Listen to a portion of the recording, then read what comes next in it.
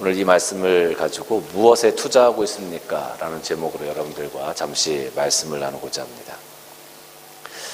세상에 돈 싫어하는 사람 없을 겁니다. 누구나 다 돈을 좋아하죠. 어떻게 해서든지 돈을 조금 더 벌고 싶고 모으고 싶을 겁니다.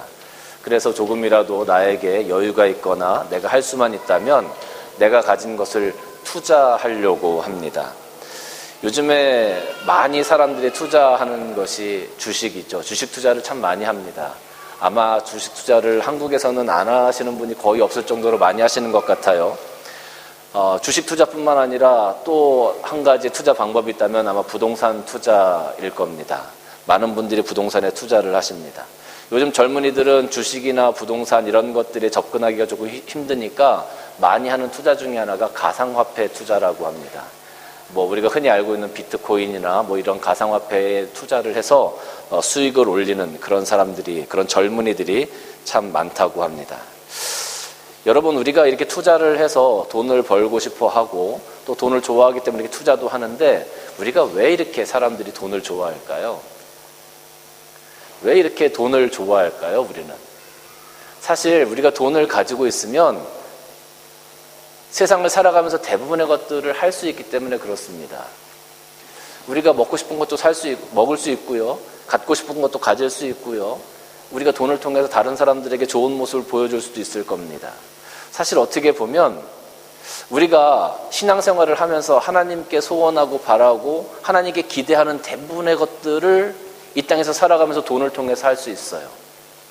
그러다 보니까 이 돈의 위상이 점점 높아지게 되어집니다. 풍요로운 삶을 사람들이 자꾸 추구하게 되어집니다. 성경에서는 풍요의 신으로 제시하고 있는 것이 바로 바알 신이죠. 바알 신은 풍요의 신입니다. 하나님을 따르는 이스라엘 백성들도 그 바알 신에게 찾아가서 그를 섬기고 그에게 풍요를 기원했던 것들을 우리는 성경을 통해서 많이 볼 수 있습니다. 오늘 성경에 있는 역사뿐만 아니라 오늘을 살아가고 있는 현대인들도 마찬가지입니다. 우리가 하나님을 섬기고 있고 하나님을 알고 있습니다. 하나님에 대한 믿음을 가지고 있습니다. 그럼에도 불구하고 우리는 풍요라는 것을 하나님께 기대하죠. 그리고 그 풍요를 만들어가기 위해서 때로는 하나님이 아닌, 하나님이 원하시는 방법이 아닌 다른 방법들을 통해서 우리는 그것을 채워가려고 하는 모습들을 발견하게 되어집니다. 그래서 성경 마태복음 6장 24절에서는 한 사람이 두 주인을 섬기지 못할 것이니 혹 이를 미워하고 저를 사랑하거나 혹 이를 중히 여기고 저를 경히 여깁니다. 너희가 하나님과 재물을 겸하여 섬기지 못할 거다라고 경고하고 있습니다. 많은 사람들이 하나님을 잘 섬기기를 원해요. 그러면서 그 다른 편에는 물질을 또 많이 가지고 가기를 원해요. 하나님과 물질 사이에서 선택해야 될 일들이 생겨진다고 할 때 많은 사람들이 물질 편에 서는 것이 어떻게 보면 오늘날 우리들이 겪는 현상이기도 합니다. 심지어 믿음이 있다고 하는 사람들조차도, 교회에서 직분이 있는 사람들조차도 하나님 앞에서 순수한 마음으로 하나님을 섬겨 나아가기보다는 물질을 쫓아가는 경우를 훨씬 더 많이 보게 되어집니다. 어떤 그 토크 프로에 개그맨이 출연을 했어요. 그래서 그 개그맨이 이렇게 그 토크를 하다가 이야기를 합니다. 자기는 주식을 통해서 6개월 만에 1억을 만들었다는 거예요. 사람들이 다 깜짝 놀랐습니다. 아니, 어떻게, 대체 비결이 뭐냐? 좀 가르쳐 달라고 이야기를 했어요. 그랬더니 개그맨이 하는 소리가 뭐냐면 자기는 6개월 전에 2억을 투자했다는 거예요. 그러니까 6개월이 지난 다음에 딱 보니까 딱 1억이 남았더라. 그래서 6개월 만에 1억을 만들었다라고 이야기를 하는 거예요. 자기가 손대는 것마다 반토막이 났다라고 이야기를 하더라고요. 정말인지 우스갯소리인지는 모르겠습니다만은 어쨌든 많은 사람들은 더 나은 것들, 더 많은 것들을 꿈꾸면서 투자를 하기도 합니다. 사실 이 투자라는 것은 오늘의 어떤 결과를 보기는 참 어렵습니다. 투자라는 것이 미래지향적이고 오늘 힘들어도 내일 웃기 위해서 사람들이 하는 행위 중에 하나가 바로 투자라고 할 수 있는 것이죠. 제가 이 투자라는 것을 좀 살펴보면서 항상 따라오는 단어가 있었습니다. 그것이 뭐냐면 투기라는 단어예요. 근데 이 투자와 투기, 우리가 투자는 참 괜찮은 거다라고 생각을 하는데 투기는 우리가 나쁜 것이다라고 생각을 하지 않습니까? 여러분, 투자와 투기의 차이가 뭔지 아십니까? 저는 오늘 이 설교를 준비하면서 그런 부분들을 좀 이렇게 찾아보면서 깜짝 놀랐습니다. 우리가 생각하고 있는 투자라고 생각하고 있는 대부분의 것이 그 정의를 보게 되면 다 투기더라고요. 투자와 투기의 차이점이 뭐냐 하면 투자라고 하는 것은 그 상대의 가치 실현을 위해서 내가 돈을 내는 것이 투자예요. 투기는 뭐냐 하면 어떤 이익을 내기 위해서 돈을 쓰는 것이 투기예요. 그러면 우리가 주식 투자를 한다. 정말로 그 기업의 가치가 실현되어지고 그 기업의 가치가 올라가는 것을 원해서 투자를 하는 사람이 많습니까? 아니면 그 주식을 사고 팔아서 내가 돈을 벌겠다고 하는 사람이 많습니까? 이 정의를 따르자면 주식 투자를 하고 있는 대부분의 사람들이 아마 투기를 하고 있는 거다. 그러니까 투자라고 하는 것은 과정이 중요하고 정말로 그것이 온전한 기업으로 성장해 나가는 것을 후원하는 그런 의미로 투자를 이야기해요. 투기는 그 기업이 잘 되어져서 나에게 돈을 많이 갖다 주겠지라고 생각하는 순간 그것은 투기로 변하게 된다는 거예요. 참 어렵죠? 그렇게 따지면 우리가 하고 있는 모든 투자의 이 형태들은 대부분 다 투기가 아닌가 그런 생각을 한번 해보게 되었습니다. 투기는 분위기와 감정에 휩쓸려서 아무런 어떤 분석 없이 돈을 사용하는 것이 투기라는 거예요. 그러니까 대부분 야 이거 분위기 좋대, 야 이거 이번에 뭐 상장되면 좋대, 그런 분위기에 휩쓸려서 돈을 투자하게 되어지면 그것은 다 투기라는 거죠. 그런데 대부분 주식 투자를 하거나 뭐 부동산 투자를 하거나 요번에 한국에서 큰 이슈들이 생겨진 게 LH 사태나 뭐 이런 것들을 보면 다 투기죠. 단기간에 이익을 얻기 위해서 모든 것들을 사용했던 그런 투기의 모습을 볼 수가 있습니다. 여러분 우리가 살아가면서 투자를 안 할 수는 없습니다. 무언가를 위해서 돈을 투자하든지 시간을 투자하든지 노력을 투자하든지 내 삶을 투자하든지 우리가 더 나은 것들을 위해서 우리의 모든 것들을 투자하면서 살아갑니다. 그럼 우리 그리스도인들이 과연 무엇에 투자를 해야 될까요? 우리 그리스도의 삶은 어떤 투자를 해야 될까요? 오늘 전도서 11장 1절 말씀을 보면 너는 내 떡을 물 위에 던지라 여러 날 후에 도로 찾으리라 이렇게 되어져 있어요. 그런데 이 구절이 조금 난해한 구절입니다. 해석하기가. 이 구절을 표준 새번역에서는 돈이 있으면 무역에 투자해라. 여러 날 뒤에 너는 이윤을 남길 것이다 라고 해석을 해놨어요. 공동번역 개정판에는 돈이 있거든 눈 감고 사업에 투자해라. 참고 기다리면 언젠가는 이윤이 되어 돌아올 것이다. 우리가 생각했던 것과는 전혀 다른 어떤 의미의 해석이 되어지고 있죠. 전도서 11장 2절 말씀은 7에게나 8에게 나누어 줄지어다. 무슨 재앙이 땅에 임하는지 내가 알지 못합니다. 근데 표준 새번역에는 이 세상에서 내가 무슨 재난을 만날지 모르니 투자할 때는 7이나 8로 나누어 투자해라. 공동번역에도 세상에는 어떤 불운이 닥칠지 모르니 투자하더라도 대여섯 몫으로 나누어 하여라. 투자의 제일 기본 원칙이 뭡니까? 분산 투자예요. 몰빵하지 말라는 거죠. 그런데 오늘 성경 보니까 이 세상에서 내가 무슨 재난을 만날지 모르니 투자할 때는 7이나 8로 나누어. 야, 이거 정말 투자의 지침서구나. 성경이. 우리가 그렇게 생각할 수도 있을 것 같아요. 근데 왜 성경에서 이러한 현상들이 나타나냐면 이 구절이 조금 난해하기 때문에 그런 겁니다. 솔로몬이 전도서를 지을 때 솔로몬은 해상무역을 통해서 많은 나라들과 교역을 하고 있었습니다. 그로 인해서 솔로몬이 가지고 있던 그 이스라엘 나라는 굉장한 부를 가지게 되었습니다.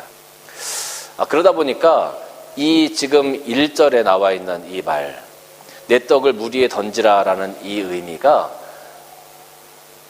물 위에 배를 띄어보내는 형국을 솔로몬이 이렇게 표현한 것이다라고 해석하는 학자들이 많이 있습니다.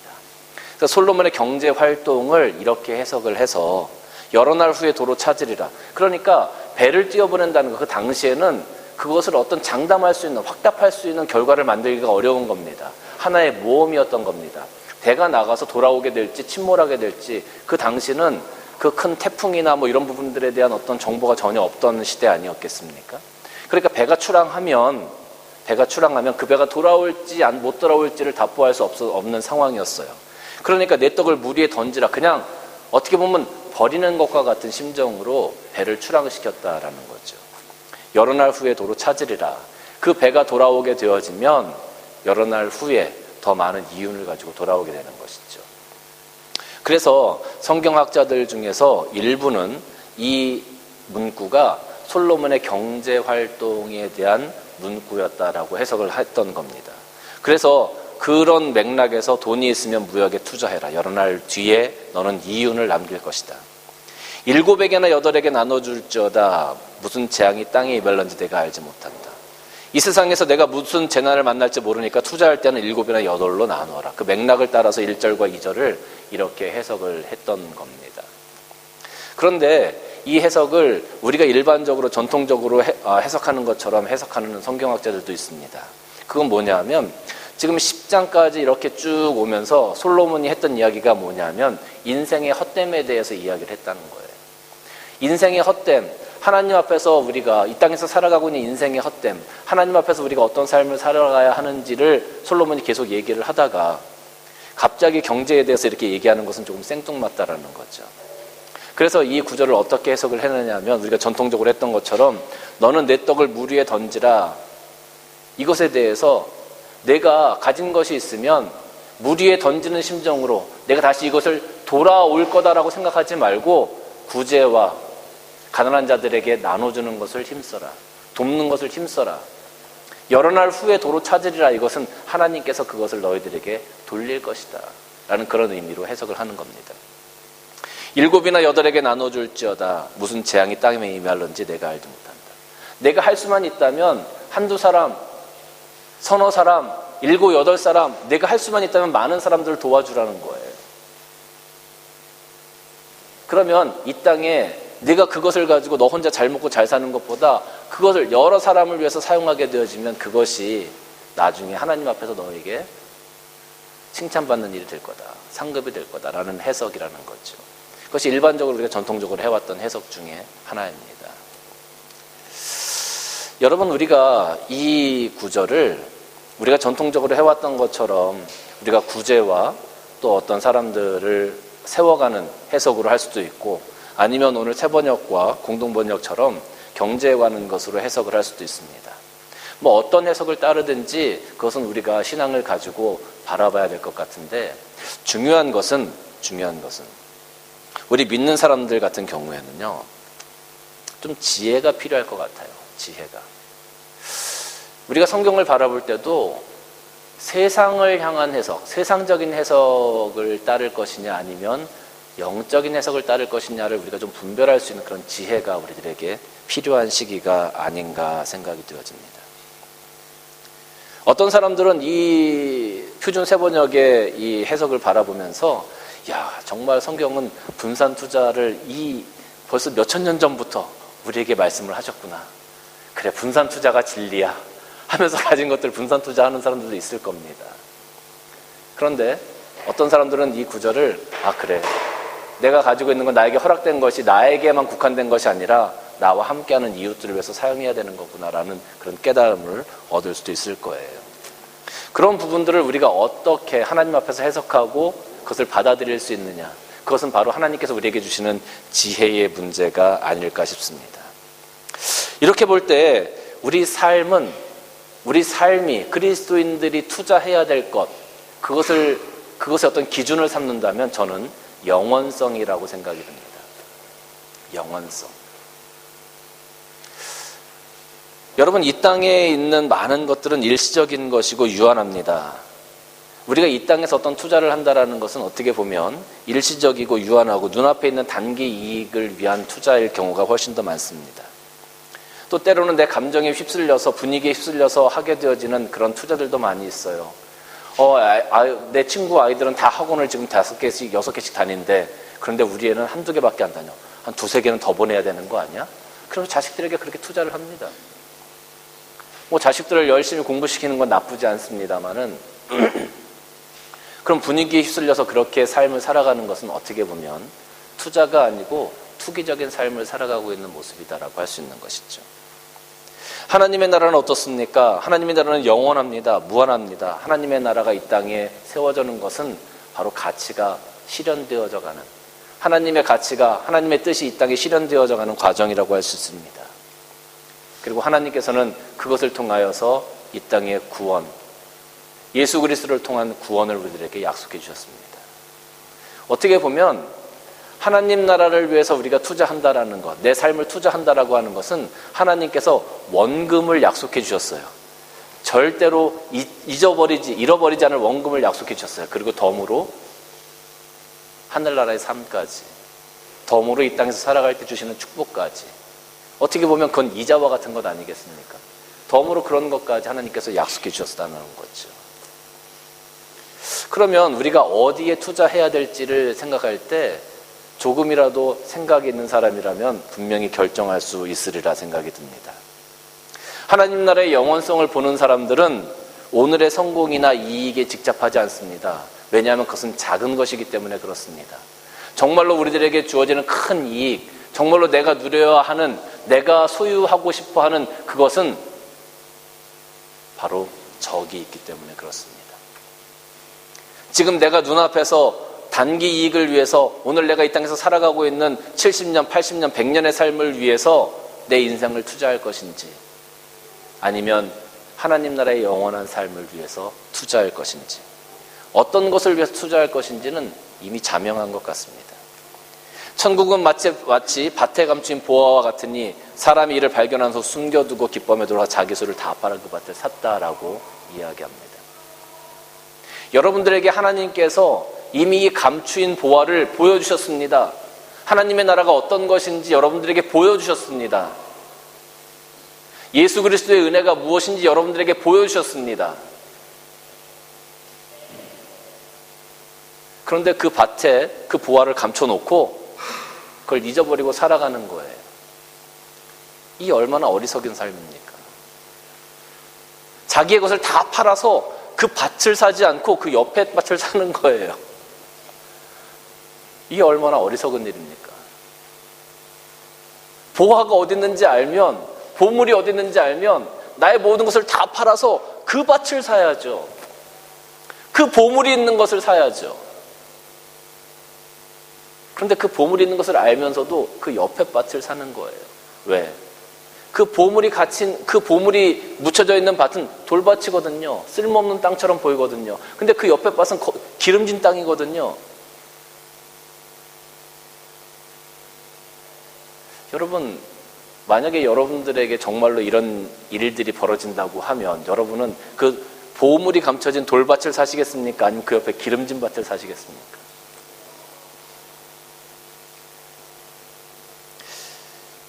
하나님의 나라는 농사와 비슷합니다.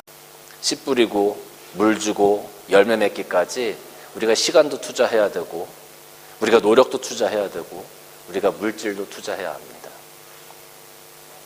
하나님의 뜻이 이 땅에 충만하게 되도록 우리의 삶을 투자해야 합니다. 그래야 하나님의 나라가 이 땅에 임해지고, 그걸 통해서 우리는 그 땅에 감춘 보화를 소유하게 될 수 있기 때문에 그렇습니다. 하나님의 나라를 위해서 내 삶을 투자하면서 살아가는 그 삶이 바로 이 땅에서 빛과 소금이 되어지는 삶이라는 거예요. 그런데 많은 사람들은 우리 눈앞에 있는 이익과 눈앞에 있는 성공에 집착합니다. 하나님의 보물이 감춰져 있는 돌밭은 참 볼품이 없거든요.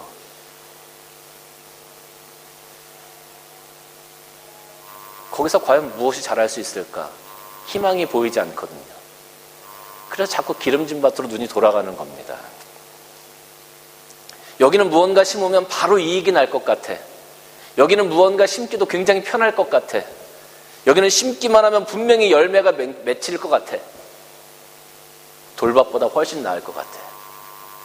근데 정작 보물이 숨겨진 곳은 그 돌밭이라는 거죠. 우리가 이 땅에서 살아가면서 우리의 삶을, 이 땅에 있는 삶에 투자하시는 분들이 굉장히 많습니다. 저는 그것이 100% 잘못됐다고 얘기하고 싶진 않아요. 우리는 이 땅에서 살아가면서 일도 해야 되고 가정을 위해서 노력도 해야 되고 분명히 투자해야 됩니다. 그런데 그것에 모든 것을 걸지 말라는 거죠. 우리의 모든 것을 걸 곳은 바로 하나님의 나라. 하나님의 나라이기 때문에 그래요. 밭에 감춘 보화이기 때문에 그래요. 그것을 알고 있기 때문에 우리는 그것에 모든 것을 걸어야 합니다.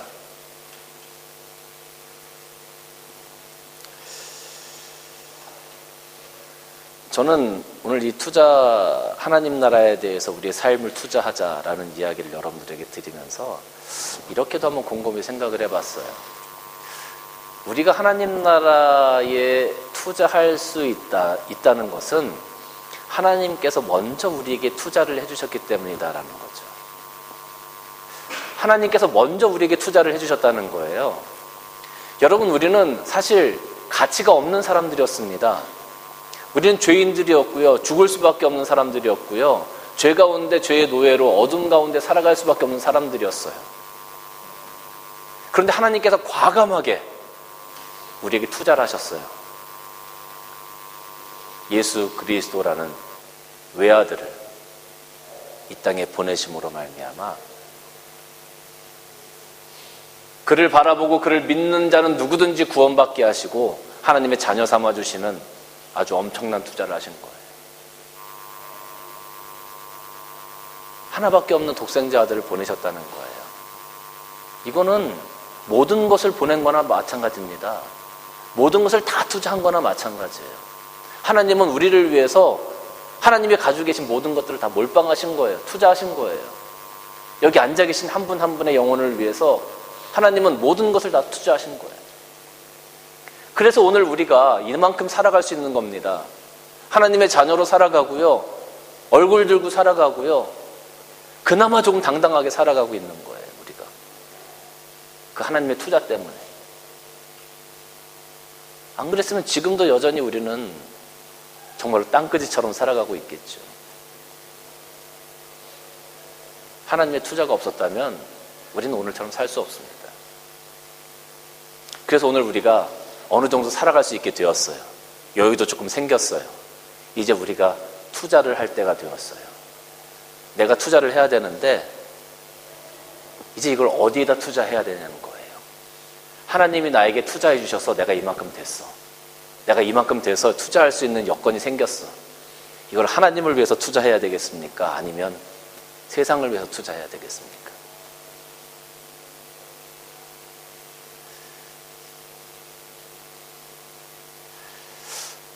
하나님은 뭐를 원하실까요? 만약에 여러분 같으면 어떠시겠어요? 여러분이 정말로 다 죽어가는 어떤 사람, 그 사람 도와서 그 사람이 살만하게 되었어. 그리고 내가 지금 이런 것들을 생각하고 있는데 그 사람이 좀 동참해 주기를 바래. 좀 와서 같이 좀 하고 도와줬으면 좋겠다 이런 생각을 가지고 있어. 근데 그 사람이 쳐다도 안 보는 거예요. 쳐다도 안 보고 자기 살 길, 자기가 더 나은 것이 있다고 그것만 쫓아가는 거예요. 그러면 여러분 마음 어떠시겠습니까? 기쁘기만 할까요? 저 같으면 섭섭한 마음이 좀 들 것 같아요. 똑같은 것 아니겠습니까? 우리는 일부 투자해서 그 사람 살려놓은 것만 해도 그런 마음이 드는데 하나님은 모든 걸 다 내어주셨다니까요. 우리를 위해서 모든 걸 투자하셨다니까요. 그리고 이제 우리가 조금 살만한 겁니다. 그리고 이제 우리가 우리의 삶과 시간을, 우리의 헌신을 투자해야 될 때가 되었어요. 하나님은 우리를 향해서 이런 마음이실 거예요. 그래, 이제 너희가 살만하니까 이 땅에서 제발 좀 내 나라를 위해서 빛과 소금 된 삶을 좀 살아가 줘라. 내가 너희들에게 바라는 투자가 바로 그거다. 이 땅에서 제발 세상 쫓아가지 말고 다른 사람들과는 조금 다른 그런 삶을 나에게 좀 투자해 줘라. 하나님께서 바라시는 것이 그런 거예요. 근데 지금도 많은 사람들은 자기 삶을, 내 시간을, 내 노력을, 내 물질을 하나님께 투자하려고 하지 않습니다. 그리고 눈에 보이는 이익을 위해서 더 많은 것을 갖기 위한 욕심 때문에 다른 것을 향해서 자신의 모든 것을 투자하고 있다라는 거죠.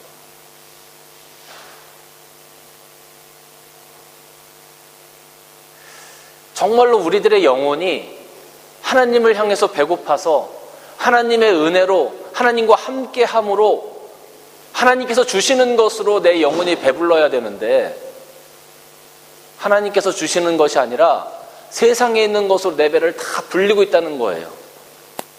그리고 하나님이 주시는 것 조금 가지고 먹으면 이제 배불러. 더 이상 하나님과 함께하지 못하는 거죠.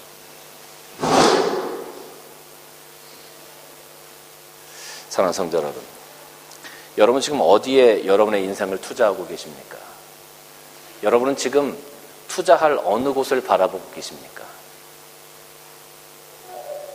하나님의 나라와 세상, 여러분은 어디에 여러분의 모든 것을 투자하시겠습니까? 기도하시겠습니다. 사랑해 주님 감사합니다. 오늘 말씀을 생각하면서 우리가 어떻게 이 땅에서 세워져 가고 우리의 삶과 시간과 노력과 물질을 어떻게 투자해 나가야 하는지를 잠시 고민해 보았습니다.